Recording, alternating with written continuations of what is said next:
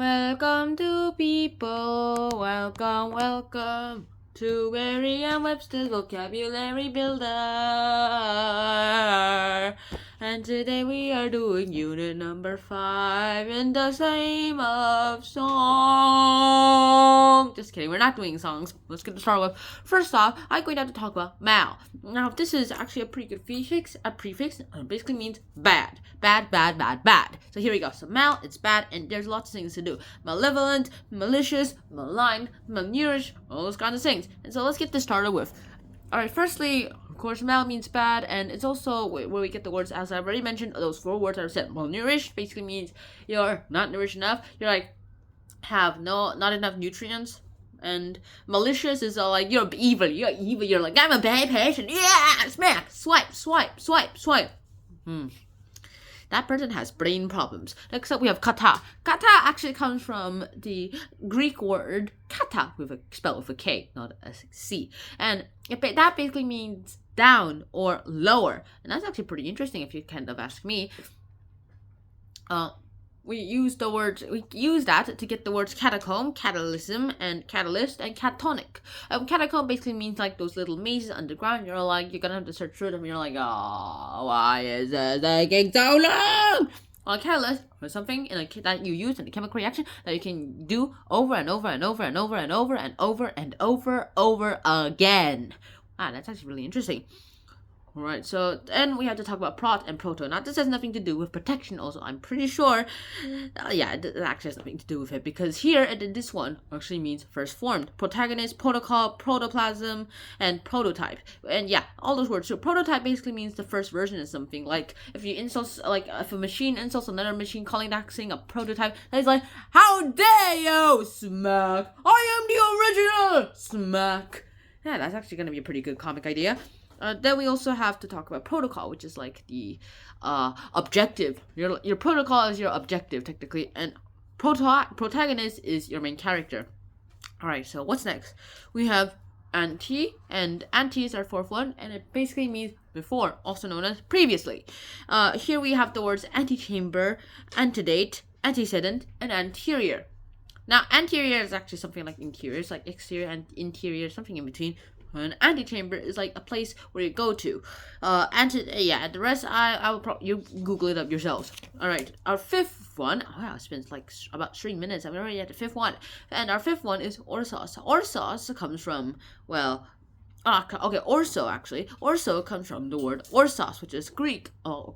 And it basically means right. Also straight, or like you're like corrected. It's correct. So like, this spine is not straight. This pen is not working. Let's make it orthoed. What? That's not actually a word, by the way. It's a root. Anyways, orthodox, orthodontics, orthopedics, and orthography. Those are all the words that you use or that uses orthos from. Then we have rect, which is from the Latin root rectus, and it basically means straight. And so here we actually get the word rectitude. We have rectify, rectilinear, and directive.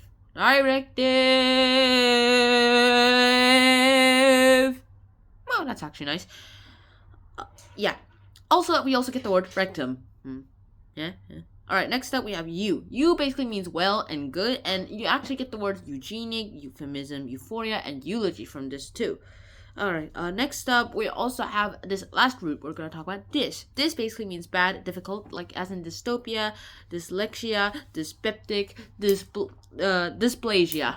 That's actually nice. And that's pretty much about it. So if there's actually something you want to talk about, it's like when your pens are not working, when the book spine is not proper, or when you've accidentally ripped the book, well then there's always ways to correct it or straighten it or whatever you want to do with it. So hopefully you guys actually did understand that video. I really hope you did. And until next time, shut out, peace, except if you want to stick around, like this is you can leave the video now, but there's this little extra part that you can keep on watching. So I guess for those who are leaving now, please like, share, and subscribe. Bye. Alright, for those who want to stay for the Latin part. Yeah, Latin is actually, it's always Latin. And my Latin is really weak, so I'm going to have to use this as a little reference guide. So let's start off with our first Latin word, which is fortiori, which means all but more certainly. Not just aware, like if drug users are going to be the subject to mandatory sentences, then a fortiori, the drug dealers should also be subject to them too. Yeah, that actually kind of makes sense. Next up, a posteriori is like relating or derived to by reasoning from known or observed facts. Of course, like here's an example. Like most presidents will come to a posteriori conclusion that a booming economy is entirely due to their own economic policies. Sounds familiar? Next up, we have a priori, which basically means relating to or derived by reasoning from a self-evident proposition. Basically, using logic that literally makes no sense except to you because like it's your logic.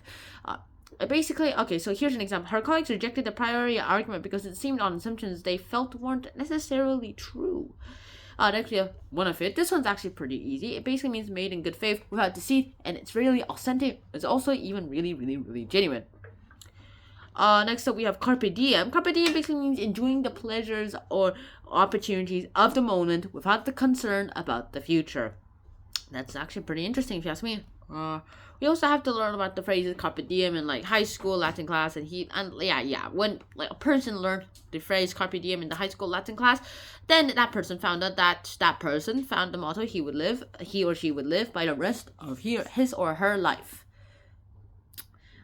We have cavit emptor next up. Then we also have two more after that, and basically this one means let the buyer beware. That sounds actually pretty good. Now, the best rule to keep in mind whenever you're buying anything from a pushcart is cavit emptor. Cavit emptor basically means buyer beware. All right, that's actually a pretty good catchphrase. Except we have corpus delicti. Corpus delicti. This basically means like the substantial and basic fact or facts necessary to prove that a crime has literally been committed. Like the material substance such as murder body on which a crime literally has been committed. Yeah.